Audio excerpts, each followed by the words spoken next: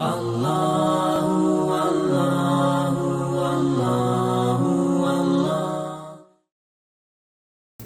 Assalamu alaikum. Nahmaduhu wa nusalli wa nusallimu ala rasulihil kareem.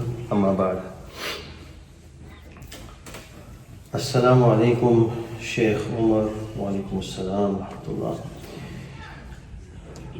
In hiba, gift, the condition of taking possession is important for the hiba to be concluded. As for a house, if a father signed over and transferred the house to his son, but he still oversee and manage the affairs of the house, as is common nowadays, and all his belongings in the house. In this scenario, will the hiba concluded, and if the father pass away, will it be for the son or it will fall in the estate?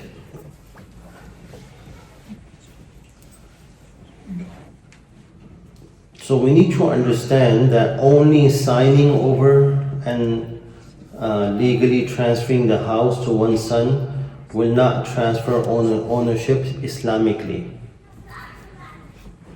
Only signing the papers is not sufficient in Islam. You have to give over the papers, give over everything to the son and say, hey, son or daughter, whatever, but the question is here, the son, that this is the house, it was mine, now I'm transferring it to you, here's the key, it's yours. This is a constructive possession. It should be done. If, let's say, if the father changes the paper from his name to his son or daughter and keeps it to himself, he does not give it to him or her, it does not complete the hiba, the gift. What will happen after the death? Then that house will be distributed among the inheritors. So if you want to give something to your children, you have to give a constructive possession, totally, in hiba. That would be called a gift. This is the car, or this is the house, or whatever it is.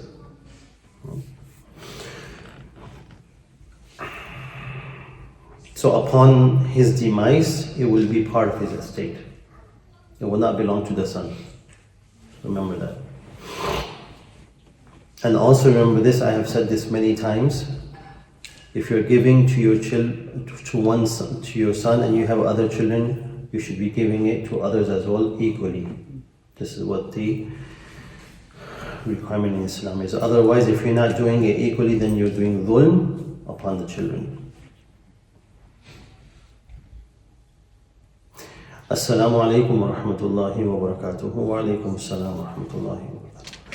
If I get married to a Muslim man who has non-Muslim parents, would they be my mahram, or would I have to do I have to cover from them, cover myself from the non-Muslim parents, in-laws? May Allah subhanahu wa ta'ala guide your in-laws to hidayah, to Islam, inshallah, and give them steadfastness. Mahram relationships are established in three ways. Remember this. The relationship that we have, mahram, is three. One is blood. Number two is foster, breastfeeding. And number three is marriage. To blood related is brother, sister, aunt, maternal aunt, paternal aunt, uncle. So this is blood. Breastfeeding, as we all know, that if a woman breastfeeds a child, boy or girl, her children becomes haram upon that child. So they become brothers and sisters. Right? It's a big deal. This is very important. This went on something, and there was a big issue in Pakistan. Recently, there was a big issue about these things. They were opening a breast milk bank.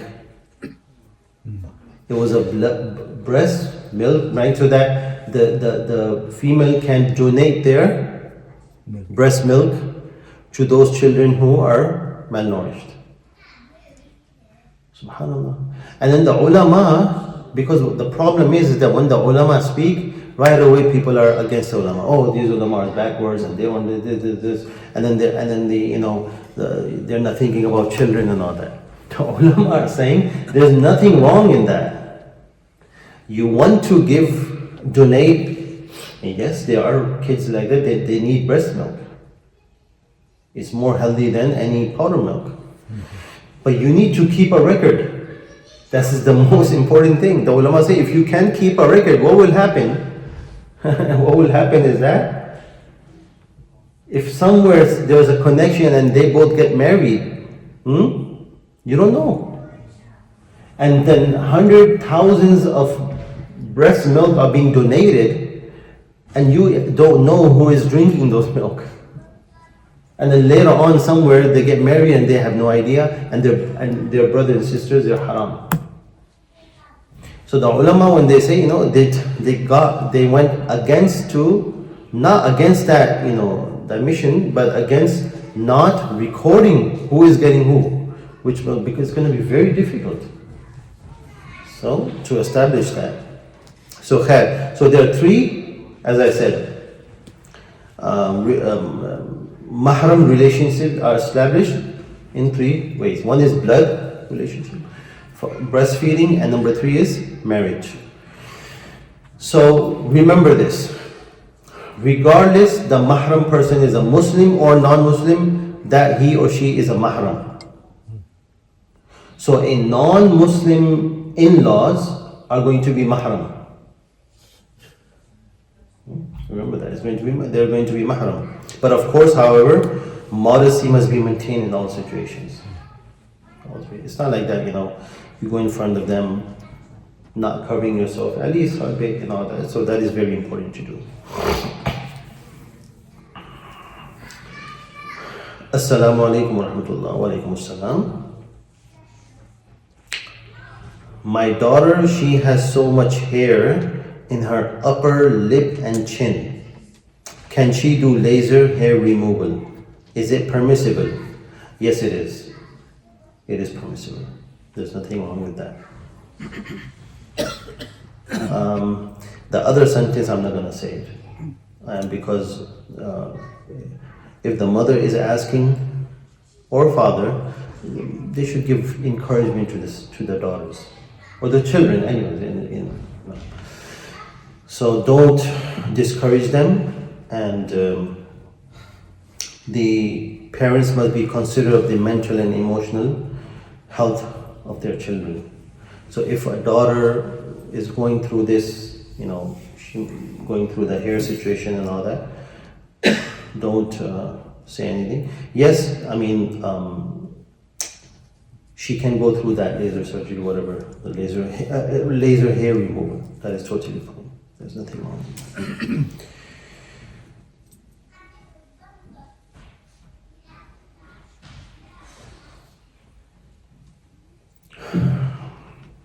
Assalamu alaikum. Wa alaikum salam. What do you do if you forget to do sajda sahw and you do your tasneem? In the hadith, there are different ways of doing sajda sahw. Right? In the hadith. So the thing is that once you're done, if you have made a mistake in the salah, okay? If you make a mistake, the requirement is you have to do sajda sahw. Let's say, for example, any wajib you delay in your salah. Whatever salah we are praying, whether it's fard, sunnah, nafal, but once you enter the salah, there are different levels. There's some fard you have to do, some wajibat, some sunan, some mustahibat. If you leave out any wajib or you delay it, right, then in the end you do sajda sahw, then that is totally fine, no problem, your salah will be accepted. But if you leave it out and you do not do sajda sahw, then you have to repeat your salah. Now, sajda sahw, there are different ways. as I mentioned, all ways are correct, no problem. If someone does it one way, do another way, that is totally fine.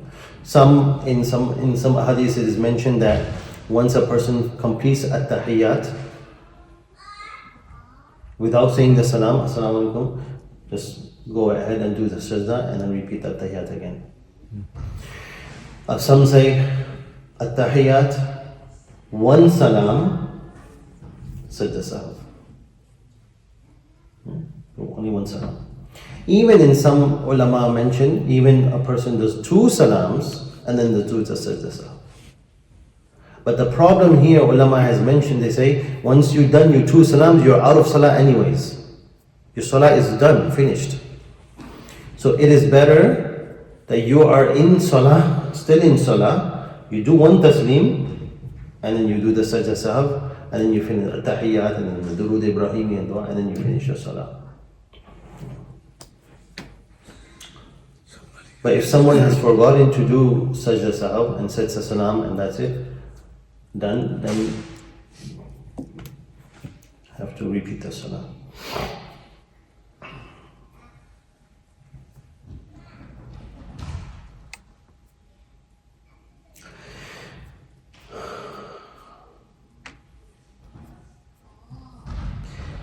Assalamu alaikum wa rahmatullah. Wa alaikum assalam. Traditionally, when a girl gets married and leaves the family house, a Quran is placed over her head as she leaves. Is there any basis for this in Islam? If not, should one refuse to hold the Quran over her head if asked by elders? Jazakallahu khairan. This practice is totally baseless. It's usually in the subcontinent like India, Pakistan and all this.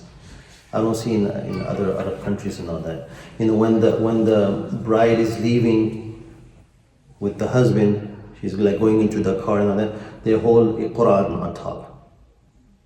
Going with her and the Quran is going with her. This is totally baseless. This is bid'ah. We should not be having these type of traditions. It must be avoided. And if the elders are asking to do, it should be rejected and refused. The bride should refuse it. Or even before this, we should come to an understanding that we should not be doing any type of bid'ah, any type of things in marriage.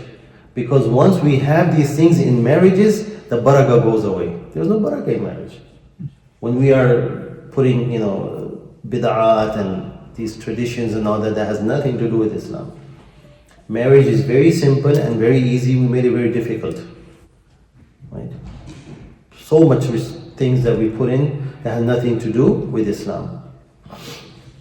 So always try your level best when we have a marriage arranged and all that, and we should be talking about both sides, both families, that there should be nothing, any actions that we should do that is not innocent. So this practice is bid'ah. As I said, it takes away the barakah and the khair. Sunnah brings always khair and barakah. Bid'ah brings shar and no barakah. So stay away from it. And the other thing is so inappropriate and I would say disgusting is that,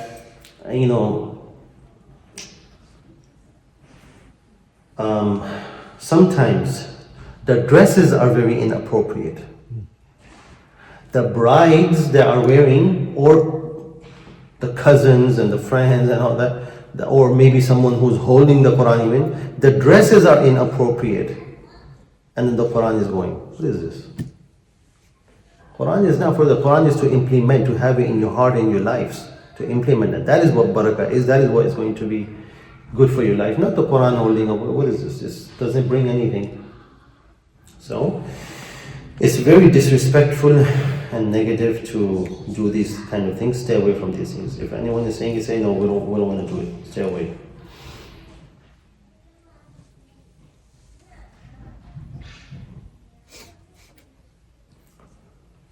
That's it for today. سبحانك اللهم وبحمدك نشهد أن لا إله إلا أنت نستغفرك ونتوب إليك.